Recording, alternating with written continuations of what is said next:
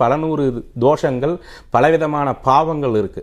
அதில் எது இருந்தாலும் அதை முறையாக நிவர்த்தி செய்து விட வேண்டும். நிவர்த்தி செய்துவிட்டு அதே தெய்வம், எந்த தெய்வ ஆலயத்திற்கு சென்று வந்தால் கஷ்டம். என்கிட்ட ஒருத்தர் வரவர் சொல்லுவார், ஆரம்பத்தில் திருப்பதி போகணுன்னாவே எனக்கு பயமாக இருக்குது சாமி அப்படின்னுவார். இன்றைக்கி மாதம் தவறாமல் திருப்பதி போயிட்டுருக்காரு. நானும் மாதம் தவறாமல் போயிட்டுருக்கேன். ஆனால் எனக்கு முன்னாடி அவர் போயிட்டுருக்கிறார். நான் போயிட்டு வந்தேன்னு சொன்னால், சாமி நான் நேற்று தான் சாமி போயிட்டு வந்தேன் அப்படின்றார். ஆக அந்த திருப்பதி போயிட்டு வந்தால் 5 லட்சம் 10 லட்சம் தொழிலில் நஷ்டம் ஆகுதுன்னு சொன்ன நபர், மிகப்பெரிய ஒரு கோடிக்கணக்கில் தொழில் செய்யக்கூடிய ஒரு நபர். அதே திருப்பதிக்கு இன்றைக்கி அவரால் போகாமல் இருக்க முடியல. அந்த தெய்வம் அவருக்கு அந்தளவுக்கு நல்ல பண்ணலான்னு தருதுங்க.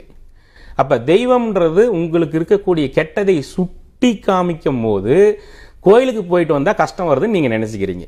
இந்த விளக்கத்தை தெளிவாக புரிஞ்சுக்கோங்க. அந்த தெய்வம் உங்கள் கூட வந்ததுனால உங்கள் இடத்துல இருக்கிற கெட்டதை அந்த தெய்வம் காமிக்குது. அது என்ன கெட்டதுன்னு பார்த்து அதை நிவர்த்தி பண்ணிடுங்க. அதை நிவர்த்தி பண்ணுறதுக்கு பேர் தான் பரிகாரம்.